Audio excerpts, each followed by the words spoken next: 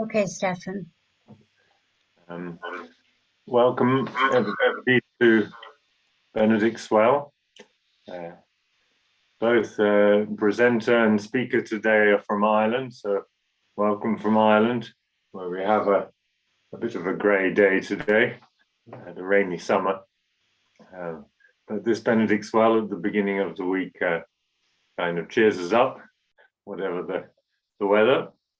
And today's speaker is actually the national coordinator for WCCM in Ireland, and he does a lot about that, Dr. Noel Keating.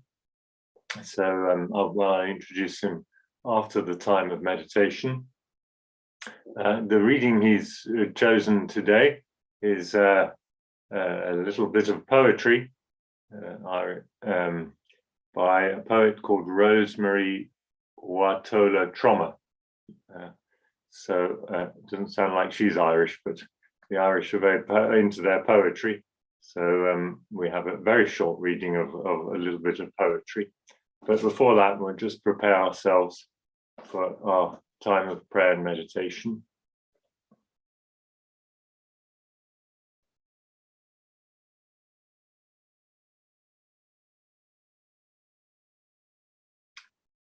O God, come to our aid.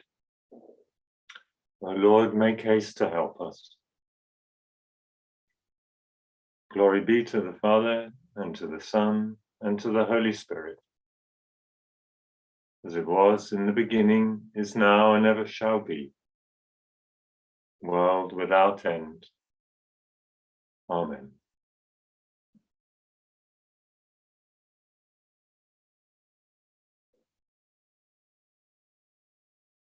Not the poem. So the poem is called, from a poem, it's a few lines from a longer poem. The longer poem is called One Eventual. And so it goes like this. After 50 years of spinning, I learn standing still is another way to dance.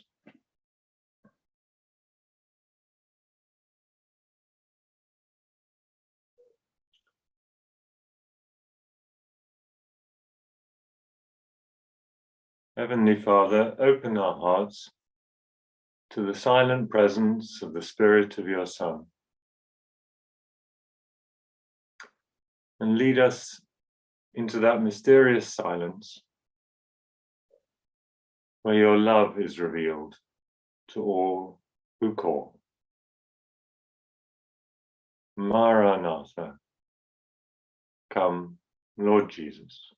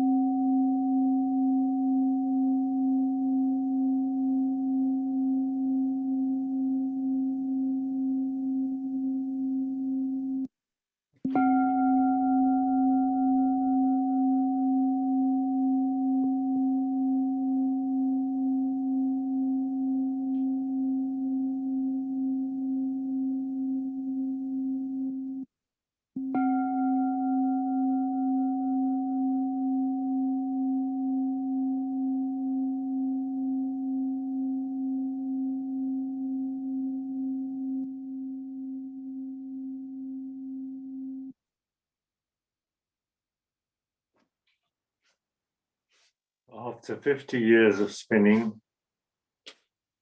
I learned standing still is another way to dance.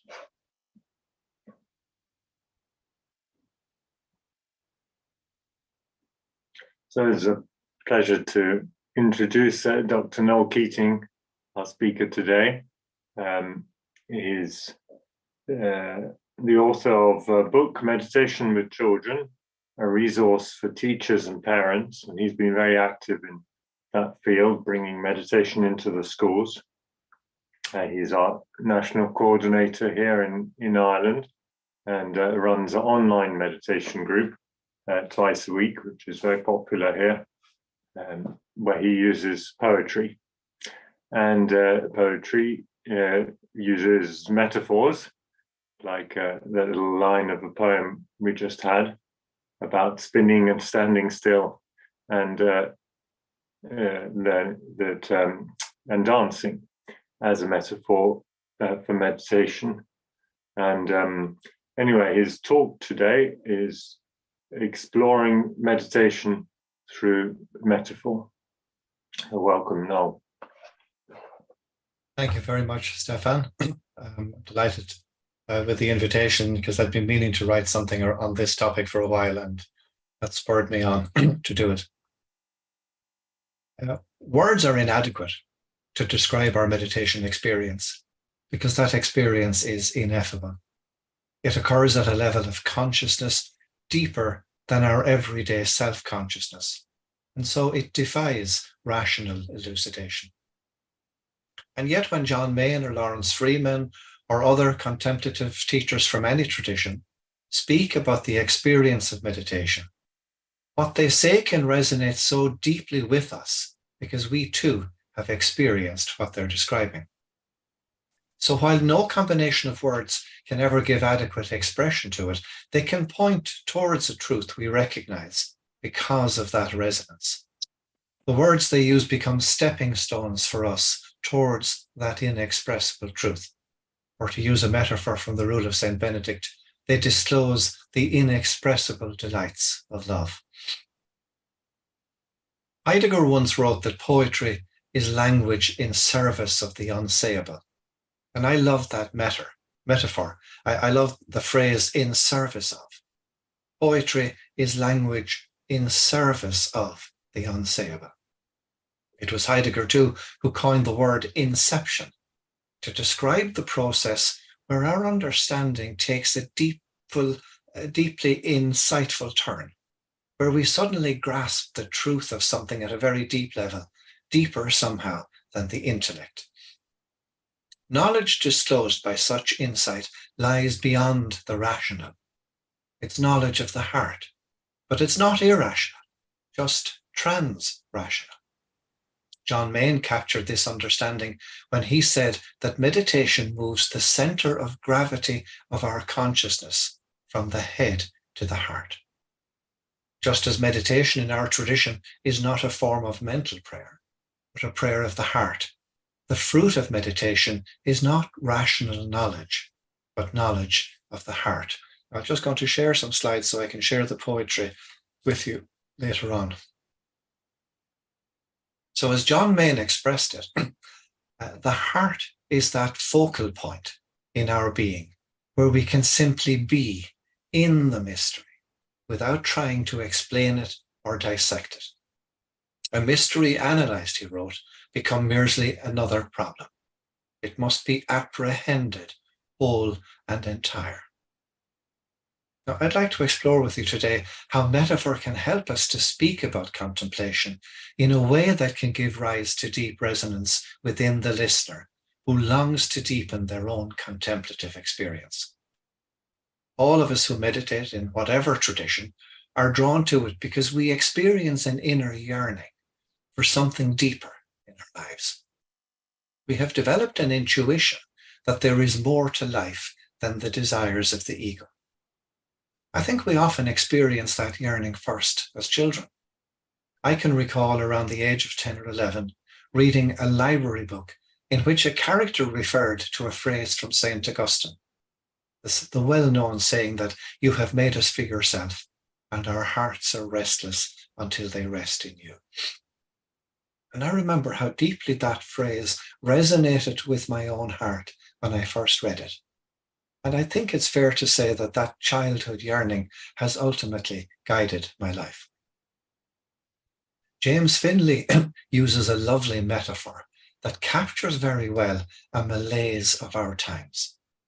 He says that we spend so much time of our lives trapped on the outer circumference of the inner richness of our lives. I think that's a really rich metaphor, which helps to capture how we get so easily caught up in the needs and desires of the ego and fail to pay attention to the inner richness of our lives. We're so busy doing, we don't take time to simply be. And we forget that the quality of our doing depends ultimately on the quality of our being. As we strive to teach the richness of our meditation practice in a world that has become increasingly secular, I think the kind of metaphorical, non-religious language that Finley uses here is very helpful. I think that for many young people in particular, a phrase like that, how for so much of our lives we remain trapped on the outer circumference of the inner richness of our lives. A phrase like that can resonate more readily with their inner yearning than the theological language of any meditation tradition, at least initially. So while Finley reminds us that meditation brings us from the outer circumference of doing to the inner richness of being, John Main speaks of meditation moving our consciousness from the head to the heart. The words themselves don't matter.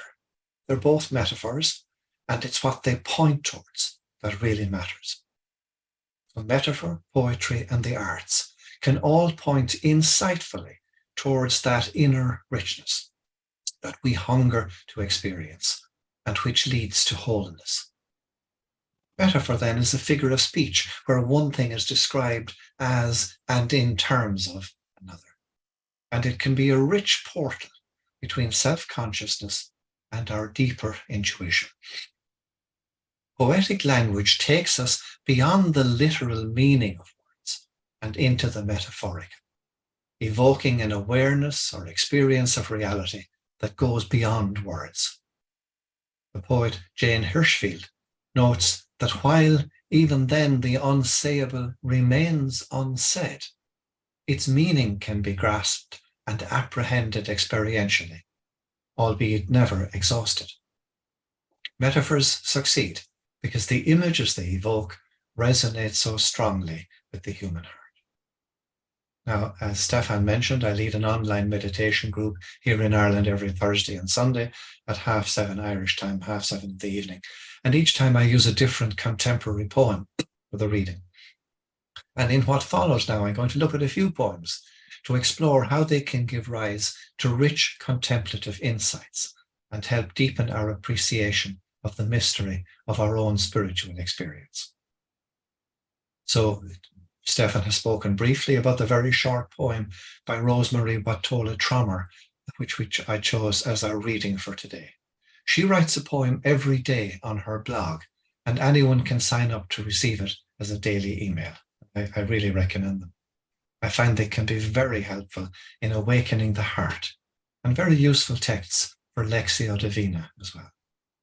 So our opening poem was called One Eventual, and it reads as follows. After 50 years of spinning, I learned standing still is another way to dance. Now I'll be sending on the PDF of the talk. I'll put it in the slides, I'll put it in the chat at the very end, so you'll be able to click and find our website there. Now just pause for a moment. We don't really have time for sharing here, but just ask yourself, what does this short poem arouse in you? How is it related to meditation?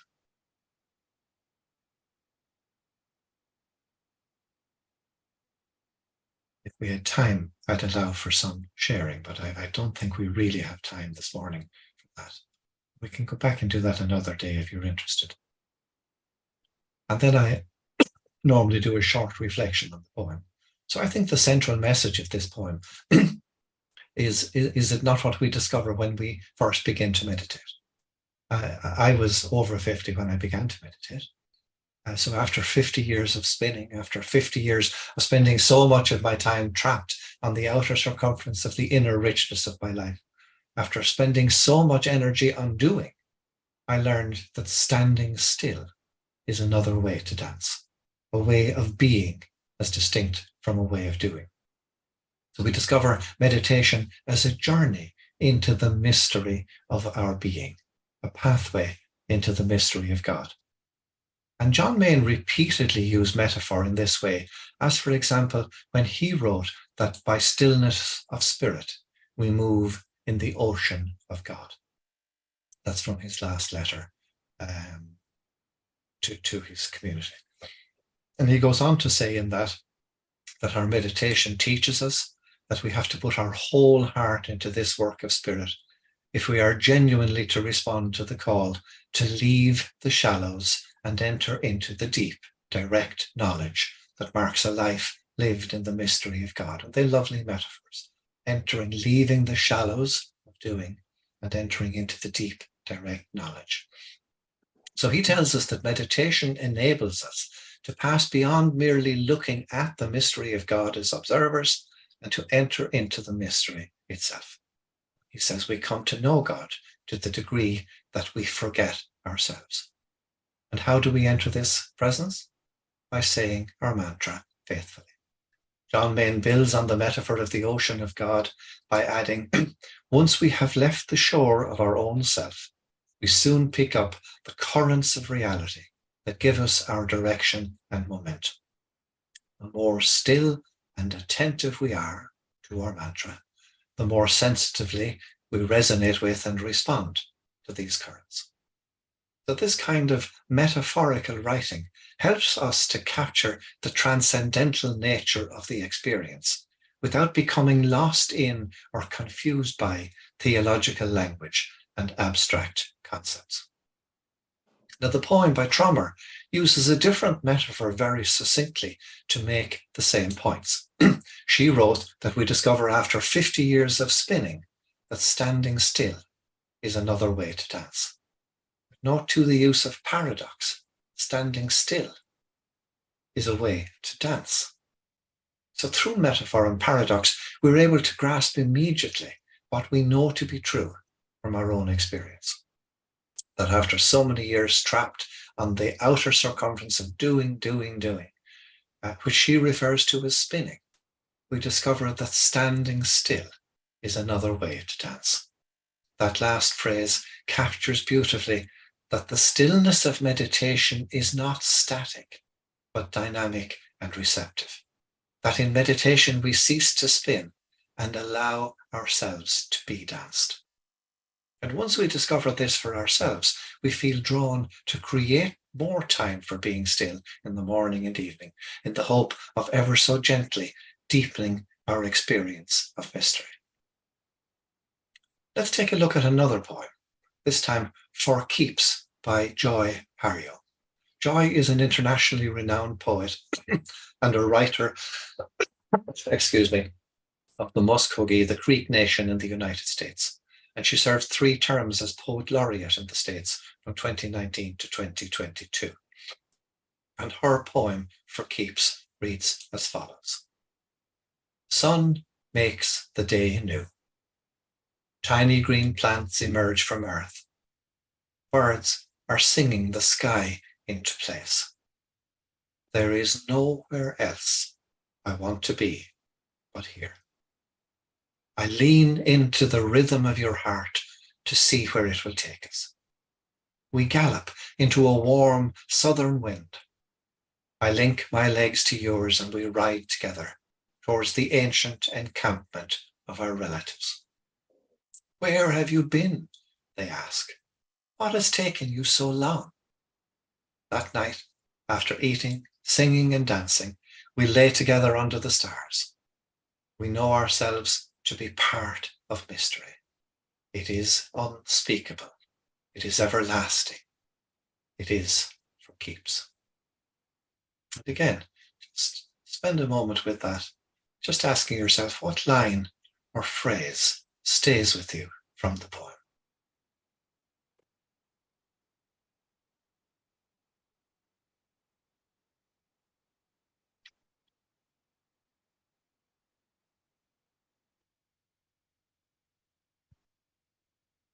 Now, I think the setting of this poem sees the poet riding a horse to an ancient camping ground of her ancestors. Sun makes the day new. There is nowhere else I want to be but here.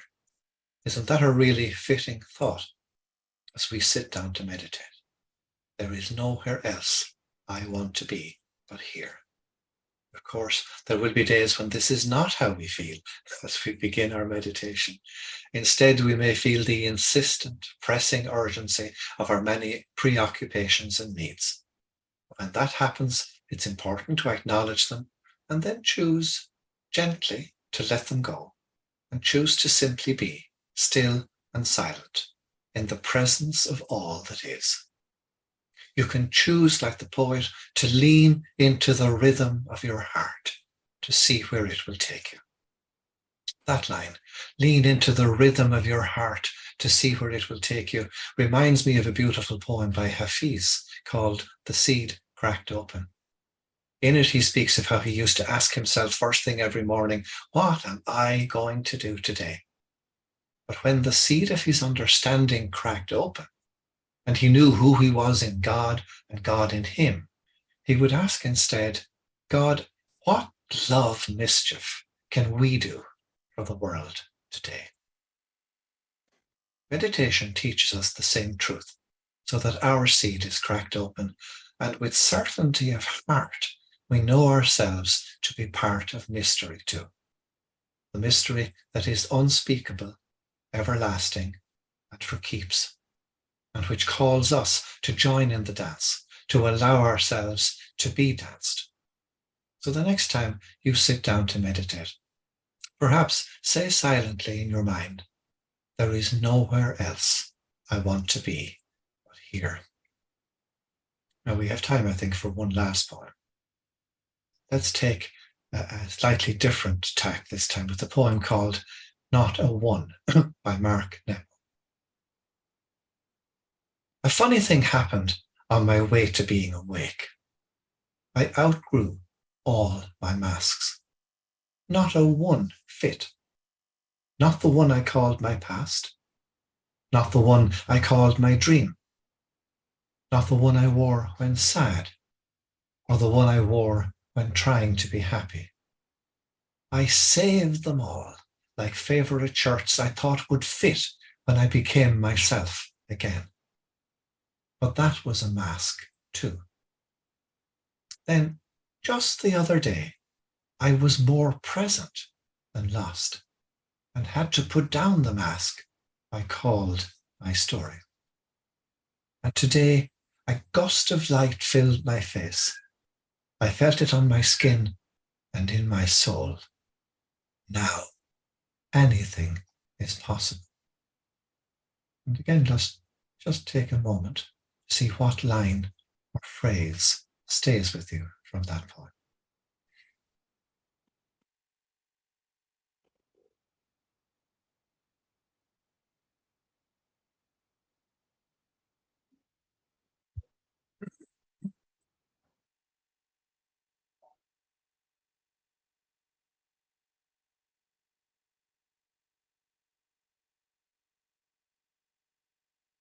So where we might say that the first two poems spoke more to the fruits of meditation, this is perhaps speaking more about the practical benefits of meditation, although to the fruits as well. A funny thing happened on my way to being awake. I outgrew all my masks. And that is one of the benefits and fruits of meditation, to become aware of the masks that we wear every day, and slowly but surely learn to outgrow them. As we sit in silence, still in body, and perhaps not quite so still in mind, our preoccupations are revealed to us in every thought and feeling that assails us in the silence. And mysteriously, our very awareness of their existence can be enough to break their claim on us. They will still appear in the mind, but we're no longer imprisoned by them. We're able to let them go. We can see them for what they are, and so they lose their hold on us. As John Main wrote in that final letter, our life is a unity because it is centered in the mystery of God. But to know its unity, we have to see beyond ourselves and with a perspective greater than we generally see with, when self-interest is our dominant concern. The more objectively we can see the desires and preoccupations of the ego, the less their hold on us. And we discover how to respond to life's circumstances rather than merely react out of our conditioning and emotions. See, once a mask is recognized and acknowledged, we're able to choose not to hide behind it, but to be true to our deepest sense of who we are. At first, the poet says, when he had developed the capacity to put his masks aside, he still saved them for a rainy day.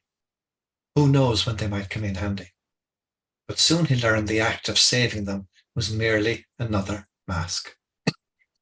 Our daily practice of meditation changes our sense of self-identity, and we learn, as the poet describes it, to put down the mask we call our story. And then it's as if a gust of light fills our face. We feel it on our skin and in our soul, and realize that now anything is possible. As meditation awakens the heart, the masks dissolve, and we discover our true self. And this realization dawns when we are more present than lost, when we are attentive to the inner richness of our lives, to who we truly are. Now, for each of these poems, we've only looked at 3. There are thousands more that are equally contemplative. Excuse me. And they're not holy poems. They're not taken from any one tradition. They're just ordinary contemporary poems, but with the poet who has a really strong contemplative bent. And I believe each one can evoke a very deep sense of presence. Heidegger once said that the vocation of the poet was to evoke the holy, to evoke our capacity for wholeness. I hope I've shown that contemplative poetry can be a real portal to the real presence, because while the experience of meditation is the real teacher, poetic language and metaphor have great capacity to give voice to that experience and its potential for personal transformation. Our desire as meditators is to never forget that we are at all times immersed in the oceans of God, a huge challenge, allowing ourselves to be drenched by the silent, gentle undercurrent that is divine grace, by allowing ourselves to be steeped in love, doused and saturated by divine love. We hope to become ever more authentic expressions of love in our daily lives, in all of our encounters and in all of our relationships. And I think that those metaphors of being drenched and steeped in love and doused and saturated, they're all very powerful. They evoke powerful images as well that help us to understand what happens in meditation, so that we hope to become then more ever authentic expressions of love in our daily lives. But the reality is that as so often as we return to the busyness of our lives, not long after we leave this meditation session this morning, we lose that sense of deep connection with being. But yet, as Rosemary Watola Trummer writes in another of her poems, recalling a walk in a Scentville garden, she wrote, "Hours later, the scent is long gone, but I can't unknow how sweet it is." Isn't that true for us in meditation? So it is with our daily practice. Meditation validates knowledge of the heart and draws our sense of identity towards its true center. And our daily practice reminds us that we can never unknow how sweet that is. Let me leave you with one final metaphor from Alex, a 12-year-old Canadian girl who once told her teacher, excuse me, "When I hear the chimes at the start of meditation, I imagine it is God ringing my doorbell. and I open my heart to let him in. What a rich metaphor for a young child based on her own personal contemplative experience. May that metaphor arise in you as you next sit to meditate. And as we grow in and from our daily practice, may we run on the path of God's commandments, our hearts overflowing with the inexpressible delight of love. So thank you for listening. I have hundreds of poems and reflections built up over recent years. So if anyone knows a publisher who might be interested in publishing an anthology of contemplative poems for meditation and Lectio Divina, do let me know. I'm going to call it the collection Another Way to Dance, honouring that poem from Rosemary Watola Trummer. I will be, sending out something in the next month or so to publishers. But if anyone knows a publisher who might be interested, please do contact me. And I'd be delighted to hear from you in any case. So let me stop the sharing now, and then let me find the talk and just add it to the chat. And that means then that anybody who wants should be able. Where's the chat gone here now?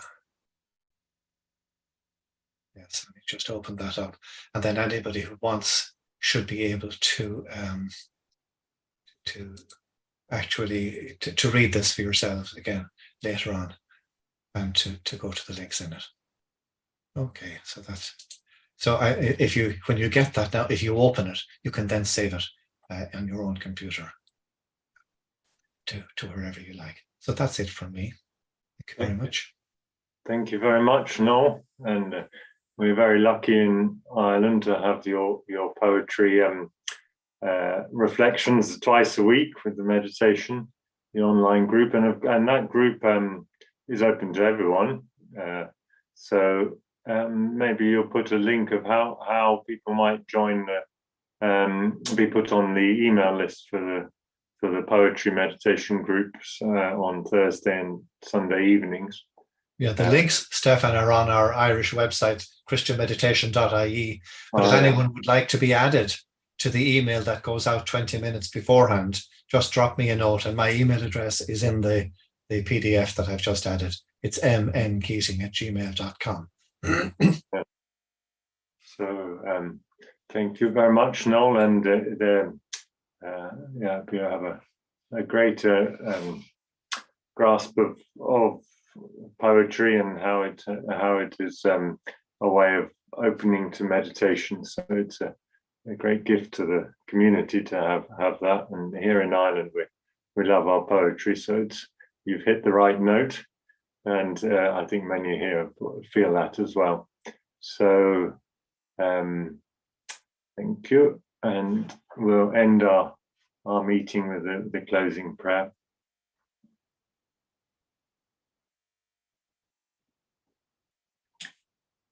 May the divine assistance remain always with us and with our absent brothers and sisters. Amen. Well, thank you, Stefan, and thank you very much, Noel.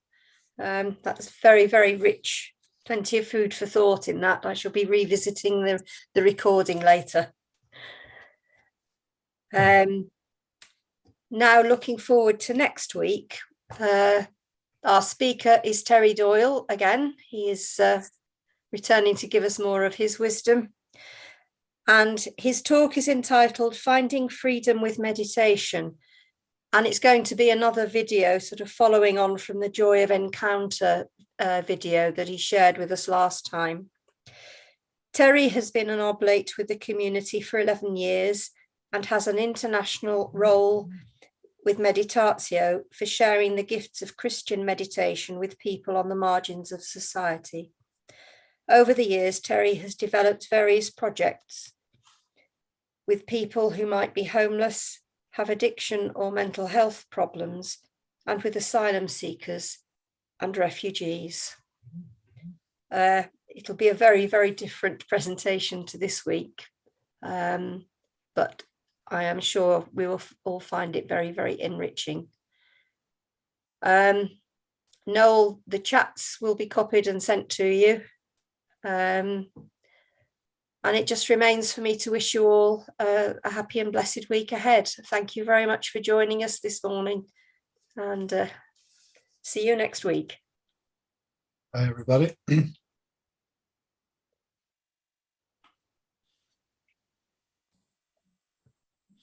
Thank you.